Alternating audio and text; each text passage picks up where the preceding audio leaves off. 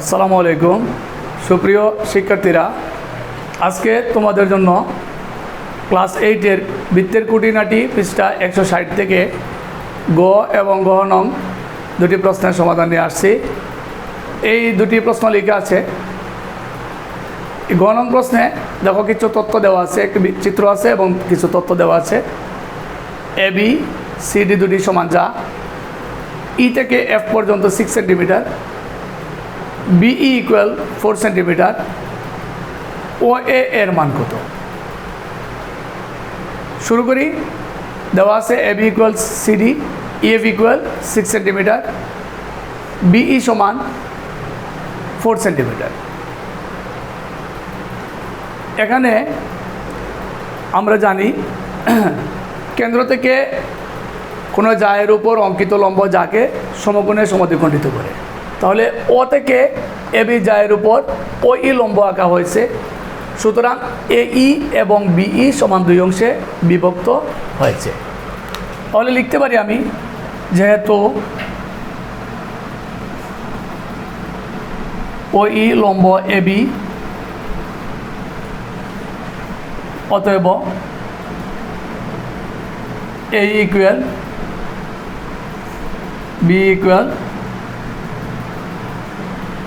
4 centimetre. অনুরূপভাবে কেন্দ্র ও থেকে সিডি জায়ের উপর ওএফ লম্ব আঁকা হয়েছে, তাহলে সিএফ এবং ডিএফ দুটি অংশ সমান দুই ভাগে বিভক্ত হয়েছে। এবি সিডি সমান বলে এবি এর অর্ধেক বিই যদি 4 সেন্টিমিটার হয়, সিডি এর অর্ধেক ডিএফও 4 সেন্টিমিটার হবে। সুতরাং আমি লিখতে পারি ও এফ লম্ব সিডি, অতএব CF equal DF equal 4 centimetre. আবার এখানে দেওয়া আছে ইএফ ইকুয়াল 6 সেন্টিমিটার। কেন্দ্র ও থেকে এবি জায়ের দূরত্ব, কেন্দ্র ও থেকে সিডি জায়ের দূরত্ব দুটি অংশ মিলে 6 সেন্টিমিটার। এবি সিডি দুটি যা পরস্পর সমান। আমরা জানি সমান সমান যা কেন্দ্র থেকে সমান দূরেই থাকে। কেন্দ্র ও থেকে এবি জায়ের দূরত্ব ওই অংশ এবং কেন্দ্র ও থেকে সিডি জায়ের দূরত্ব ওএফ অংশ পরস্পর সমান হবে। তাহলে 6কে 2 ভাগ করলেই ওই এর মান এবং ওএফ এর মান পেয়ে যাব। লিখতে পারি EF equal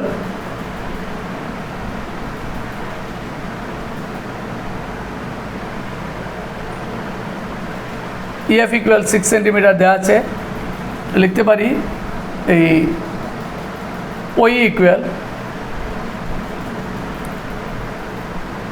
of equal 6/2 equal 3 centimetre.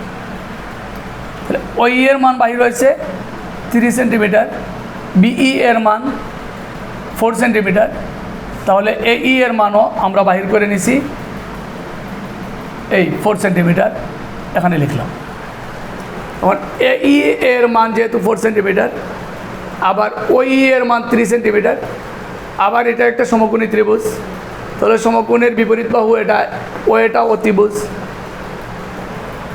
এই সমকোণী ত্রিভুজে পিথাগোরাসের সূত্র যদি প্রয়োগ করি, ত্রিভুজ ও এ ই এ, অতিভুজ স্কোয়ার সমান লম্ব স্কোয়ার প্লাস ভূমি স্কোয়ার।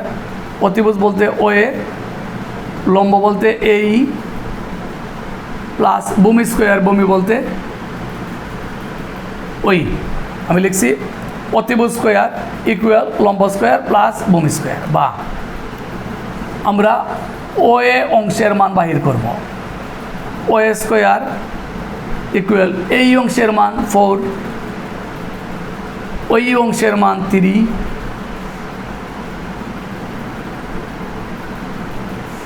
4 স্কোয়ার মানে 16 হয়, 3 স্কোয়ার মানে 9 হয়, ও এ স্কোয়ার ইকুয়াল 16 9 যোগ করলে 25 হয়, বা ও এ ইকুয়াল ওদিকে রুট ওভার উঠে গেলে অপরদিকে এই দিকে স্কোয়ার উঠে গেলে ওইদিকে রুট ওভার হয়। অতএব ও ইকুয়াল ক্যালকুলেটরে চাপ দিলে পাইবা √25 মান 5 হয়।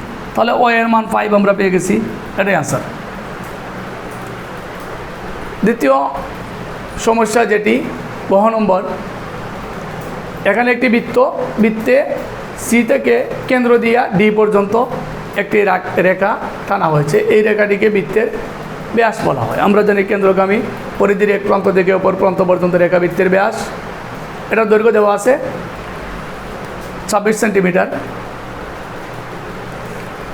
ওই অংশ দেওয়া আছে 10 সেন্টিমিটার। এবি এর মান বাইর করবো, এ থেকে বি পর্যন্ত। এবি একটা যা, এটা কেন্দ্র দিয়ে নয়, কেন্দ্র ছাড়া পরিধির এক প্রান্ত পর্যন্ত, এক প্রান্ত থেকে অপর প্রান্ত পর্যন্ত রেখাকে যা বলা হয়। সমাধান কিভাবে করব? এখানে সিডি ইকুয়াল 26 সেন্টিমিটার। সিডি যদি 26 সেন্টিমিটার হয়, কেন্দ্র থেকে পরিধি পর্যন্ত ওইদিকে, কেন্দ্র থেকে ওইদিকে দূরত্ব পরস্পর সমান। তাহলে টোটালটা যদি 26 হয়, তাহলে 80 অংশ 26-এর অর্ধেক হবে, 26/2 = 13 সেন্টিমিটার, এবং ওই ই ইকুয়াল 10 সেন্টিমিটার দেওয়াই আছে। আমরা এক কাজ করি, এই বইয়ে লেখা এটা নাই, কিন্তু এইভাবে দেওয়া আছে, এখানে কোনো জোড়া নাই। সি বিন্দু এ বিন্দু সেপারেট, কোনো ত্রিভুজ ছাড়া আমরা কোনো সলিউশন করতে পারতেছি না। আমি এক কাজ করি, ও এ অংশ যোগ করি। ও এ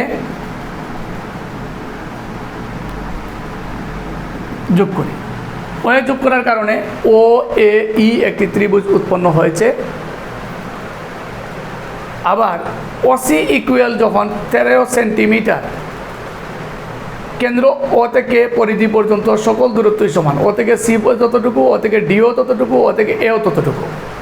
কম্পাস যদি ঘোরাই ওই রকম সকল দিকেই সমান হয়, তাহলে ও থেকে এও 13 সেন্টিমিটার হবে।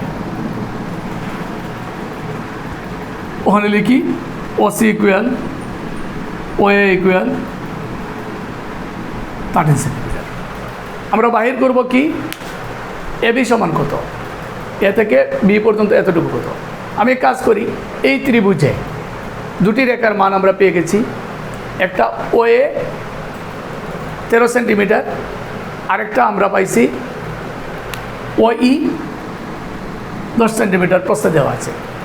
এই ই অংশের মান বাহির করে নেই, আর এ ই যদি বাহির করে নেই, এ ই এবং বিই পরস্পর সমান, দুটি মান যোগ করলে এ বি অংশের মান বের হয়ে চলে আসবে।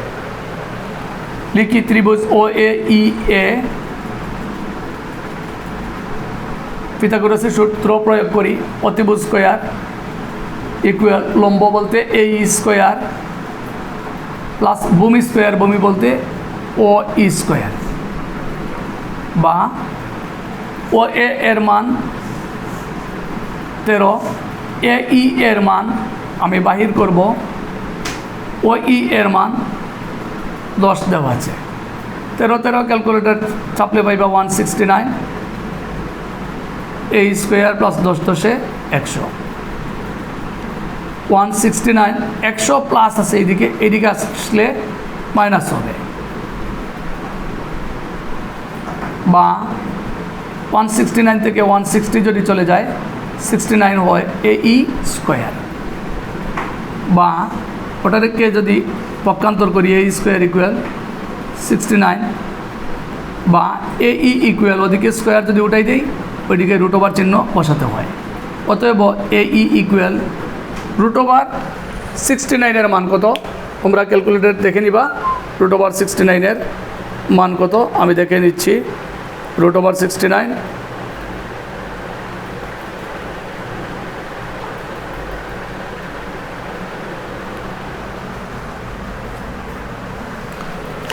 8.307 ওই রকম আসছে এ ই এর মান। এখন আমি যখন এ ই এর মান পেয়ে গেছি, তখন বি এর মানও বুঝে নিছি 8.307 হবে। ওখানে লিখি অতএব এ বি সমান, এ বি মানে কি, এ ই যোগ বিই দুটি অংশ। এ ইর মান কত 8.307, তাহলে বিই এ ইর সমান, ওখানে লিখি একবার এ ই যোগ বিই বলতে আবার আরেকটা এ ইর সমান ইকুয়াল এ ইর মান ওখানে লিখতে পারি এ ই যোগ এ ই 2 AE লিখতে পারি ইকুয়াল 2 গুণন এ ইর মান 8.307 ইকুয়াল 2 গুণন 8.307। তোমরা ক্যালকুলেটরে গুণ করে নেবা, গুণ করলে কত হয় দেখি আমি।